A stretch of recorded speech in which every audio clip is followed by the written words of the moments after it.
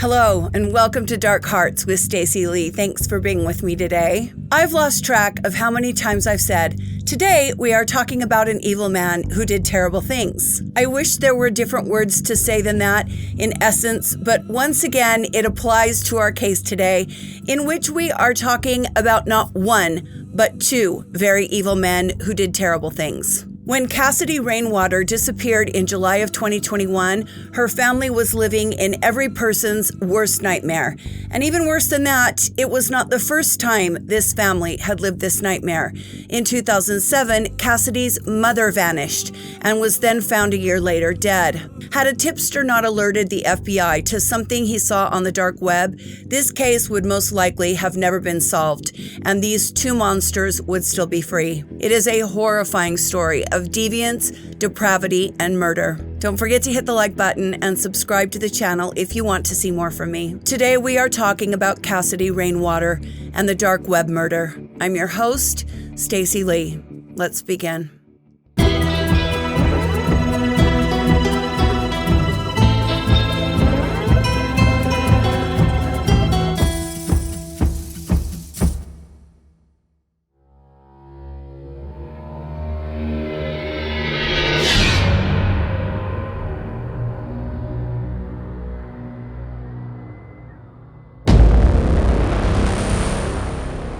It's a hot summer night in Dallas County, Missouri. This is a very rural area with only 17,000 people residing in the whole of the county.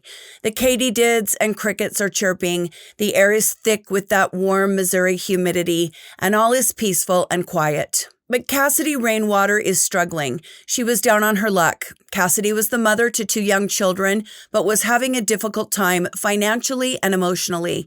And so she was staying at a house in Dallas County with some acquaintances until she could get back on her feet. Cassidy did not have her children with her at the time, which turns out to be a good thing. And like I said, Cassidy lost her own mother in 2007. In 2007, 43-year-old Tracy Denise Rainwater Wawasek vanished in Lebanon, Missouri after telling her boyfriend that she was going looking for arrowheads. A year later, Tracy's bones and clothing were found by a Missouri farmer. Her body was so badly decomposed that no cause of death could be determined. No one knows how she died, if she was murdered. No one has been caught or charged. And to this day, her death remains a mystery. There is a lot of mystery surrounding Cassidy's story as well.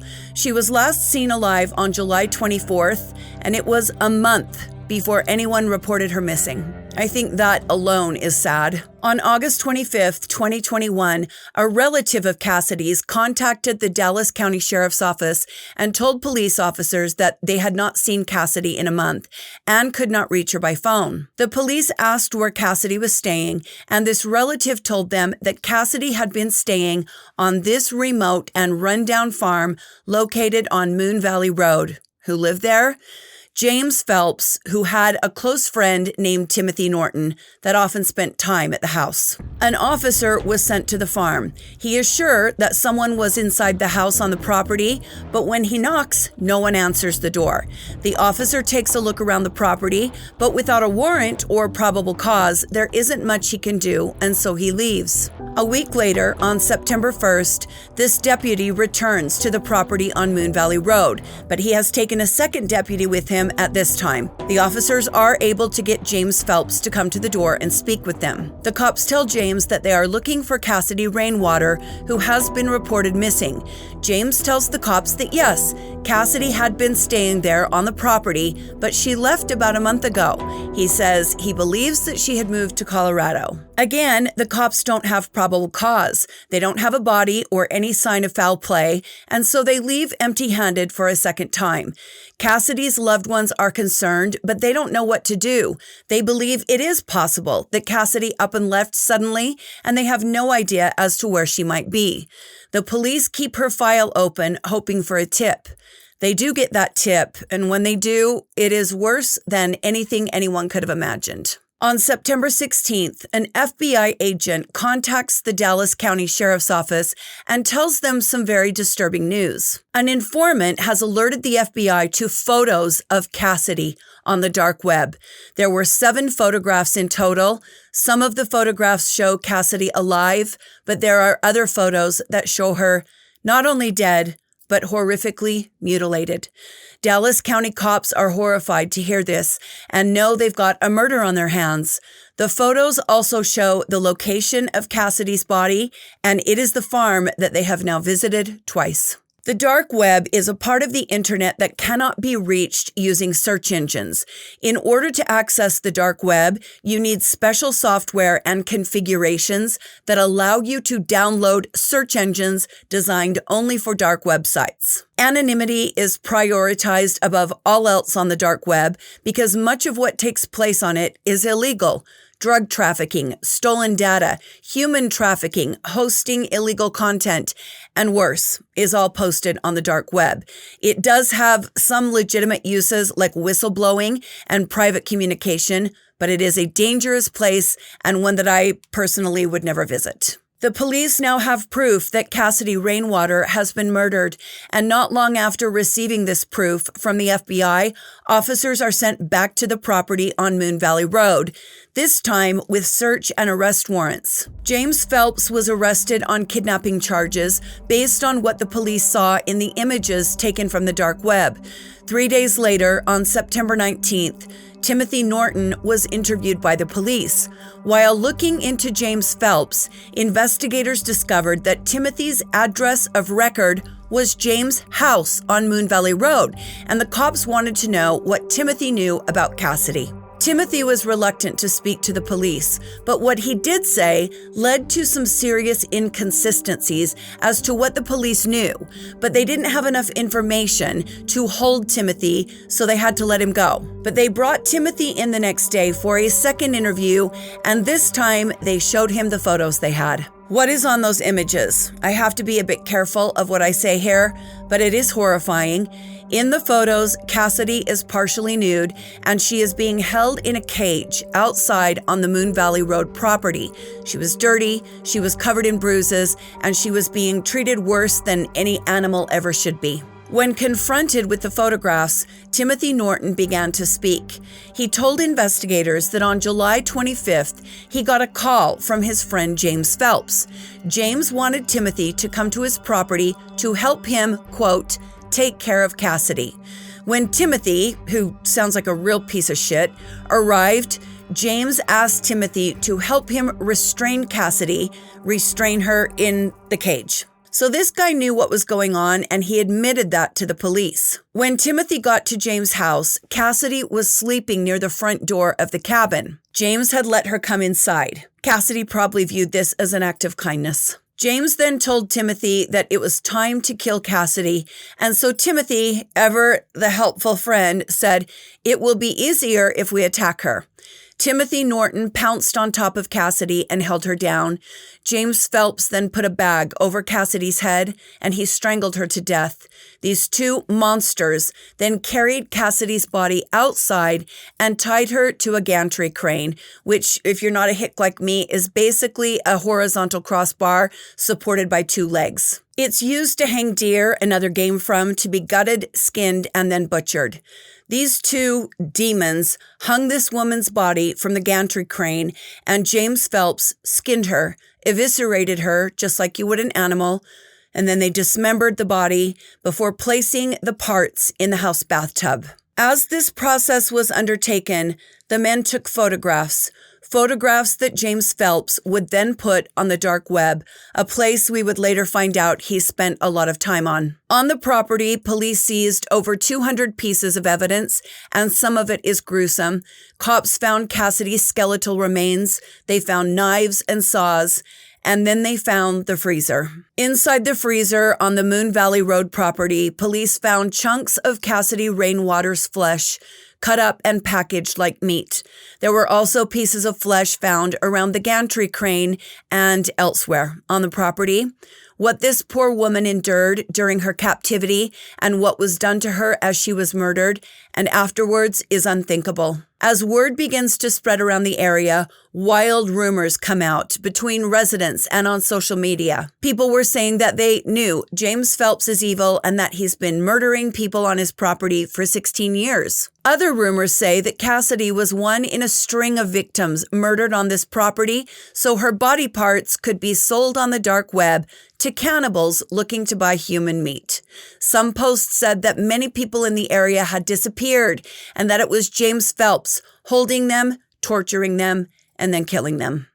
November 16th, Dallas County Sheriff's deputies and FBI agents served a warrant at the home of James Phelps looking for 33-year-old Cassidy Rainwater in a rural area about 3.5 hours southeast of Kansas City. The missing woman was last seen in July. 2 days later, the sheriff's office announced 58-year-old James Phelps had been arrested for her kidnapping. 3 days after that, Timothy Norton would face the same charge. The sheriff said additional details couldn't be released because of the extreme nature of the crime, leading to speculation on how she died. There were too many rumors, and they were so bizarre there was no way for it not to be true. In October, Sheriff Rice posted addressing what he called fake news, blasting bloggers eating cheese puffs and drinking boxed wine, saying 99.999% of the rumors on social media were, quote, crap. Today, court documents reveal September 16th, the FBI received photos of Cassidy Rainwater in a cage, partially nude and bound to a device used to dismember her body. The sheriff wasn't in the office today to address concerns from some members of the community about how the ongoing investigation was handled. It definitely gave us a false sense of security where we all felt like it was safe to go about our business and everything was fine, and that all these rumors were false and totally blown out of proportion. And it really makes you question what else is going on that we don't know about. I mean, we're all scared. Everybody is. The sheriff's office said through a post today, "We have not located any evidence that would lead us to believe that there are other victims associated with Phelps and Norton at this time, but called it an ongoing investigation." Okay, I think that sheriff needs to calm down a little bit. People are going to talk, and while yes, I'm sure rumors are annoying, it's really unprofessional to call citizens names and insult them. But this is the world we live in now. Our so-called leaders engage in insults and degradation of the people they actually work for. Now, most of these rumors that were going around turned out to be just that, rumors. But suffice it to say, people in the area were shocked and disturbed by the information coming out about this murder. Federal authorities are ramping up their search for 33-year-old Cassidy Rainwater. Investigators say 2 men held Rainwater in a cage on Moon Valley Road near Lebanon. It's a horrible deal. All I know, living this close to this all these years, is God had a protecting hand in some of us around here. Bob Hostetler lives about a mile away from the alleged crime scene and knows members of the Rainwater family. Federal investigators say no one has seen Cassidy Rainwater since July. Someone reported her missing on August 25th. 2 weeks ago, FBI investigators from Kansas City got an anonymous tip that someone was holding Rainwater in a cage on this property near Lebanon. Authorities arrested Timothy Norton and James Phelps. Prosecutors charged the 2 men with felony kidnapping. Court documents say investigators found photos on Phelps' cell phone showing a woman partially nude and in a cage. Investigators say Norton admitted he helped Phelps to restrain Rainwater. Beyond the photos, investigators have not disclosed what they have found on the Phelps property. Hostetler briefly spoke with Phelps just one time during the past year as a neighbor and heard the rumors of cannibalism. He's arrested and potentially everybody, involved. So hopefully it'll all get cleaned up, and it's a bad thing, and that's I can't imagine. After confessing to what he and James Phelps had done, Timothy Norton was arrested and booked into the Dallas County Jail, held without bond. Word about these horrifying acts and the monsters who committed them spread through the area like wildfire. And then there was an actual fire. As 58-year-old James Phelps and 56-year-old Timothy Norton are sitting in jail, a 911 call comes into the Dallas County Sheriff's Office. The caller is phoning in to alert authorities that James Phelps' house is on fire. Firefighters and police rushed to the property to find the home fully engulfed in flames. The fire was put out, and hours later, the police informed the media that not only the fire was out, but that it had been set intentionally. And there was more. As firefighters worked to extinguish the fire, someone discovered a tripwire, so the bomb squad was called to the Moon Valley Road property. Members of the bomb squad found an explosive device which was then detonated on the property. Now, there's a very real issue here. The police had been all over that property for days and days on end after finding out about the murder. They never found a tripwire. Arson investigators knew the house had been intentionally burned down, so now they had to ask, was this an accomplice? Who put that tripwire there? Who put that device that had to be exploded there? And who burned the house down? Was someone trying to help James Phelps and Timothy Norton? Had someone gone to this isolated property and installed a tripwire so that when area residents or police went to the house, they'd trip this device and start the fire? It was a very real possibility. This started a whole new wave of rumors about drug running and the Dixie Mafia. People began speculating that James Phelps had ties to area drug dealers, and perhaps someone was trying to help destroy evidence that could tie James to them. The fire was serious and the house was a total loss. There was nothing left of it by the time firefighters extinguished it.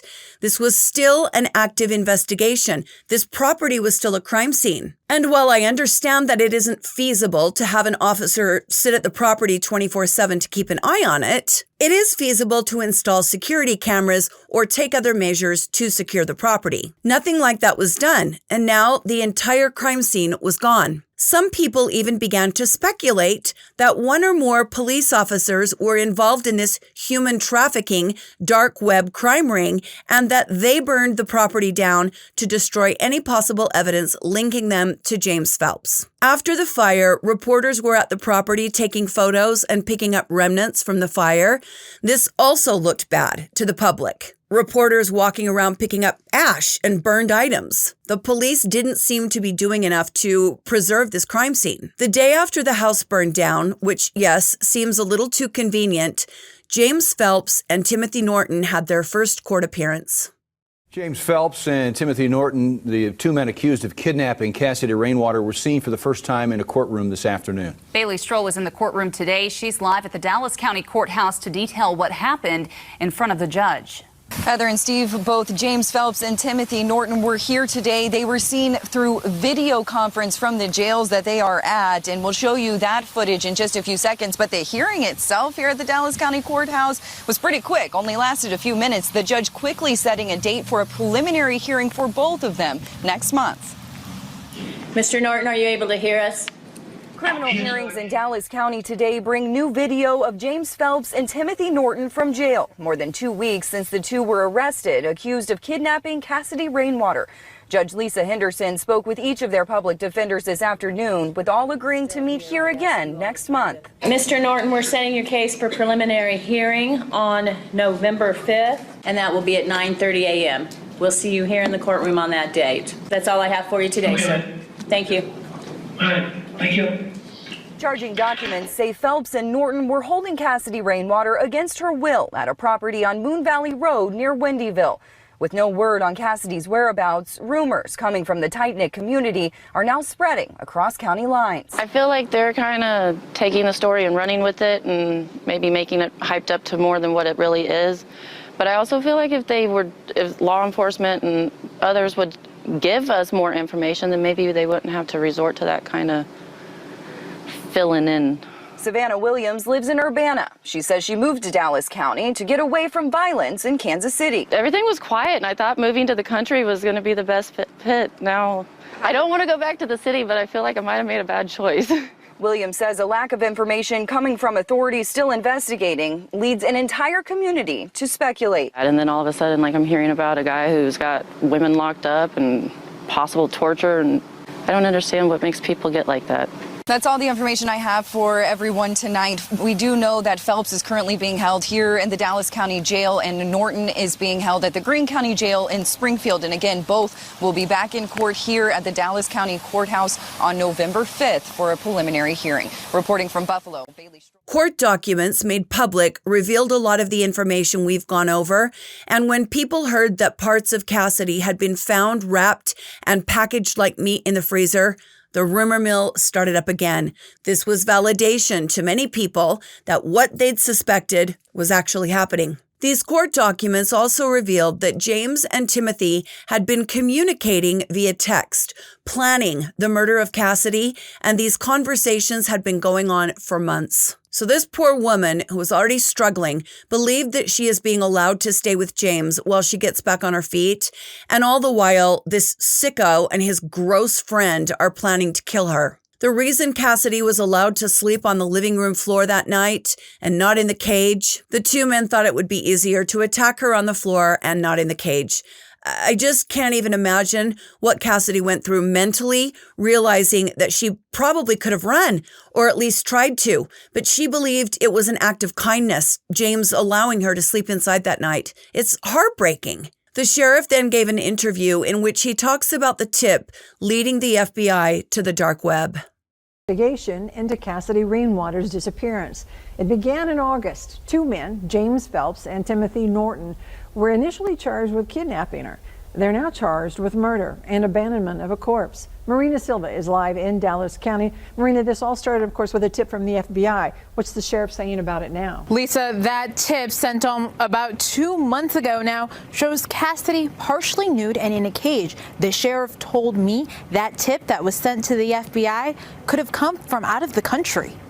Anonymous to me, it's also anonymous to the FBI. They have worked really hard at trying to figure out a way to find out who sent that tip, and we don't know who sent it. We just know the tip came from Germany. It bounced off an IP address out of Germany. A tip that led to the arrest of these two men, Phelps still sitting in the Dallas County Jail and Norton in the Greene County Jail.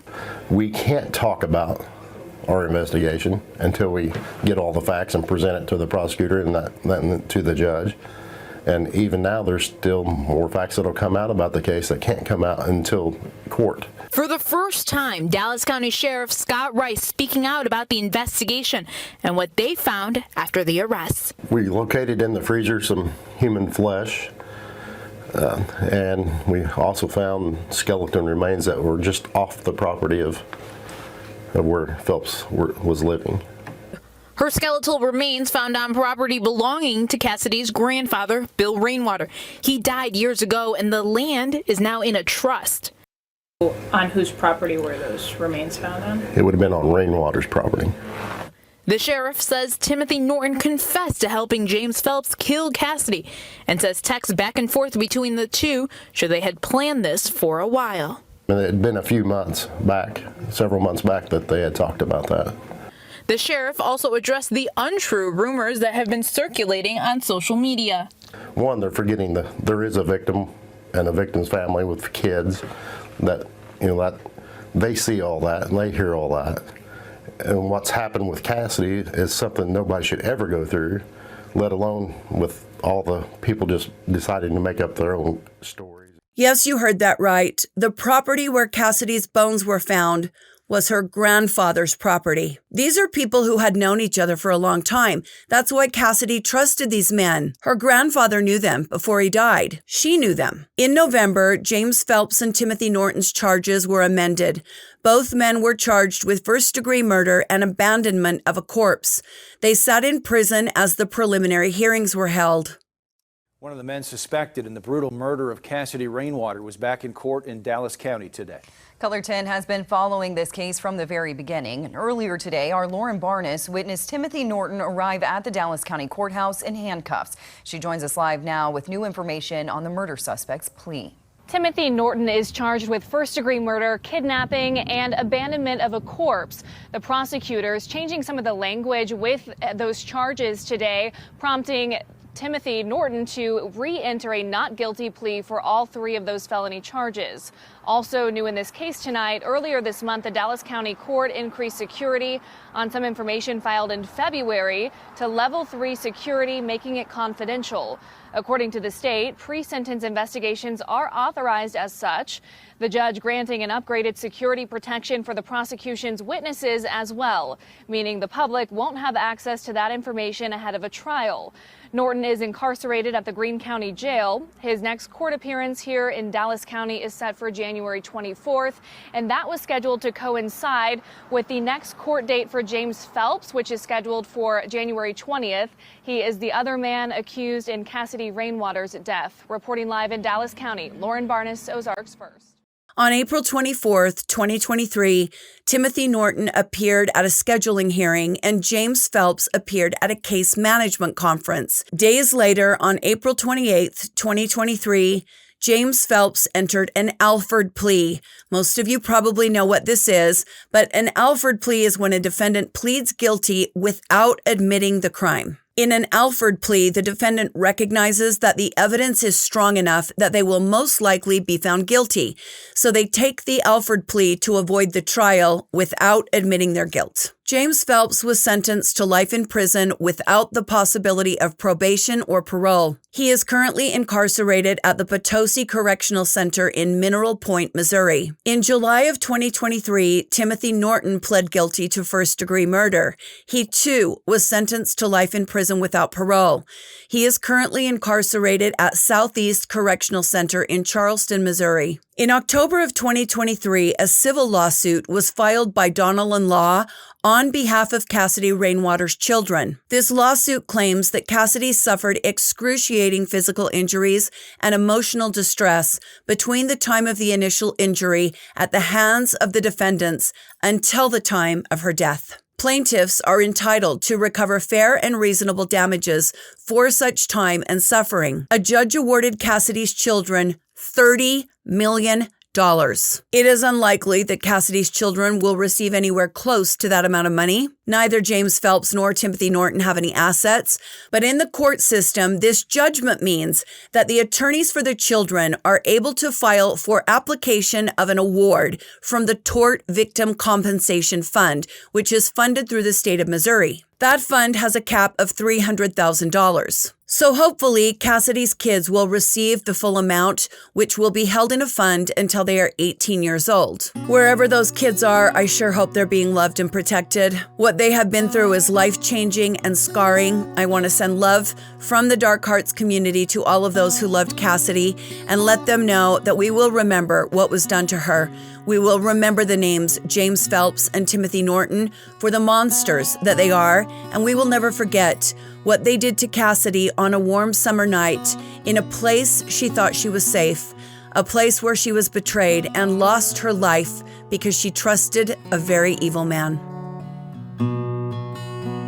Thank you for joining me today on Dark Hearts with Stacey Lee. I sure appreciate it. I want to give a special thank you to my patrons. Your support keeps the channel going. If you want to join my Patreon, you will get bonus content that you cannot see or hear anywhere else. This is my podcast. It's on Apple and Spotify. I post brand new episodes every Monday and every Wednesday. This is our perpetual fundraiser. We're always running this one. If you watch this video, it explains everything we are doing to raise money to donate to police departments that have cold case DNA in storage that's never been tested. The second fundraiser is for this painting. There's a short on my channel that explains the fundraiser. We're trying to raise some money for NCMEC, the National Center for Missing and Exploited Children. I'm donating the painting. You guys pay $5 into a raffle. We're going to do a digital raffle and somebody will end up owning the painting. 100% of everything you donate ever on this channel goes to the cause it's being donated for. $5 from a lot of people goes a long way.